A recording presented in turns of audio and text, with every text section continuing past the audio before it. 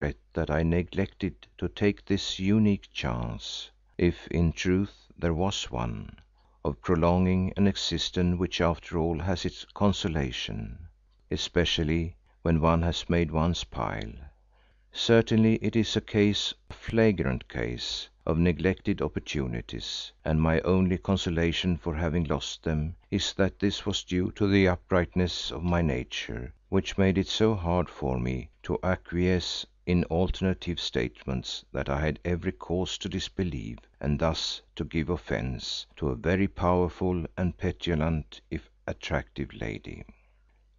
"So that is done with," she went on with a little stamp of indignation, "as soon you will be also, who, had you not crossed and doubted me, might have lived on for untold time and become one of the masters of the world as I am."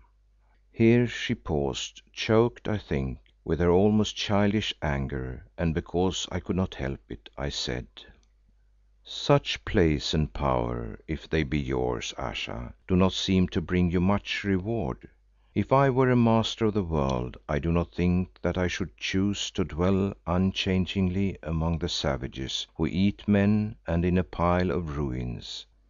But perhaps the curses of Aphrodite and of Isis are stronger masters still," and I paused inquiringly.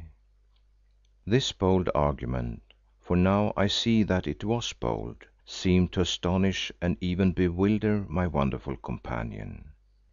"You have more wisdom than I thought," she said reflectively, "who have come to understand that no one is really lord of anything, since above there is always a more powerful lord who withers all his pomp and pride to nothingness, even as the great kings learned in olden days, and I who am higher than they are, am learning now. Hearken, troubles beset me wherein I would have your help and that of your companions, for which I will pay each of you the fee that he desires. The brooding white man who is with you shall free his daughter and unharmed, though that he will be unharmed I do not promise, the black savage captain shall fight his fill and gain the glory that he seeks, also something that he seeks still more. The little yellow man asks nothing, save to be with his master like a dog, and to satisfy at once his stomach and his apish curiosity. You, Allan, shall see those dead over whom you brood at night, though the other guerdon that you might have won is now passed from your reach because you mock me in your heart." "What must be done to gain these things?" I asked. "How can we humble creatures help one who is all powerful and who has gathered in her breast the infinite knowledge of 2000 years?" "You must make war under my banner and rid me of my foes. As for the reason, listen to the end of my tale and you shall learn." I reflected that it was a marvellous thing that this queen who claimed supernatural powers should need our help in a war, but thinking it wiser to keep my meditations to myself, said nothing. As a matter of fact I might just as well have spoken, since, as usual, she read my thoughts. "You are thinking that it is strange, Allan, that I, the mighty and undying, should seek your aid in some petty tribal battle, and so it would be were my foes but common savages. But they are more. They are men protected by the ancient god of this immemorial city of Kôr, a great god in his day, whose spirit still haunts these ruins and whose strength still protects the worshippers who cling to him and practise his unholy rites of human sacrifice." "Who was this god named?" I asked.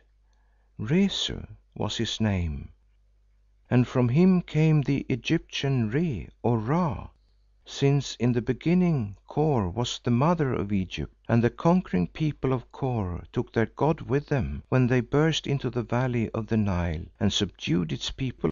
long before the first Pharaoh, Menes, wore Egypt's crown."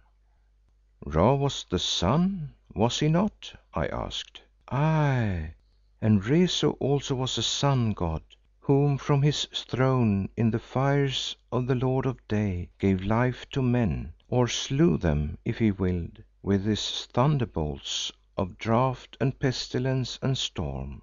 He was no gentle king of heaven, but one who demanded blood sacrifice from his worshippers, yes, even that of maids and children.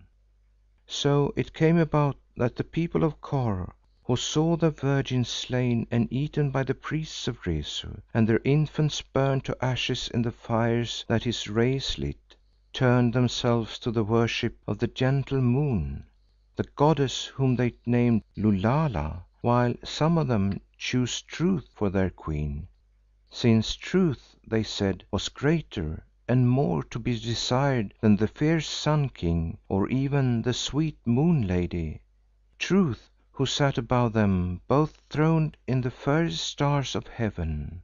Then the demon Rezu grew wroth and sent a pestilence upon Kôr and its subject lands and slew their people, save those who clung to him in the great apostasy, and with them some others who served Lulala and Truth the divine, that escaped I know not how."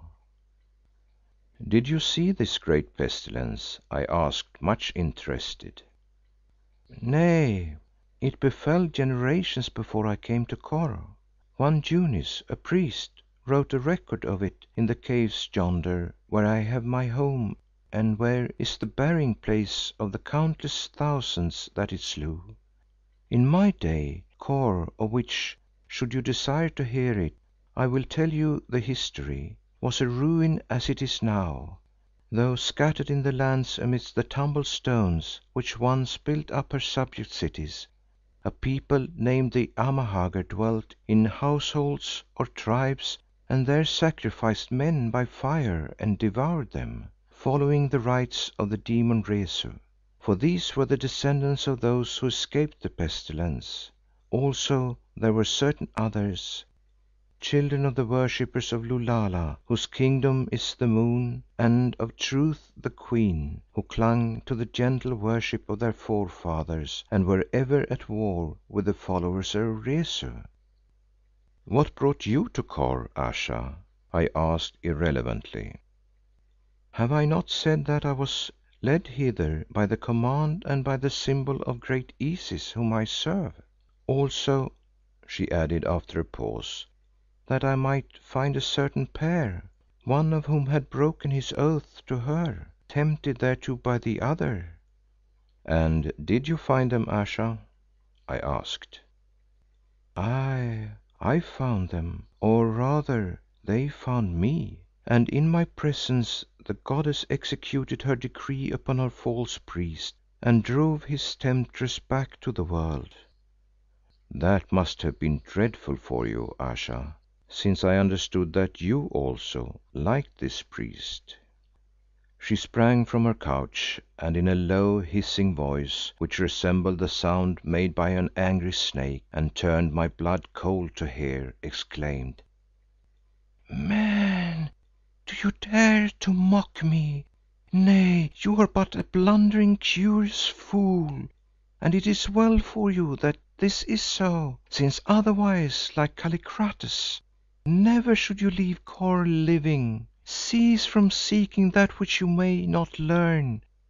Suffice it for you to know that the doom of Isis fell upon the lost Kallikrates, her priest forsworn, and that on me also fell her doom, who must dwell here, dead yet living, till he return again and the play begins afresh. Stranger," she went on in a softer voice, "perchance your faith, whatever it be, parades a hell to terrify its worshippers and give strength to the arms of its prophesying priests, who swear they hold the keys of doom or of the eternal joys. I see you sign assent." I had nodded at her extremely accurate guess. "And therefore can understand that in such a hell as this Here upon the earth I have dwelt for some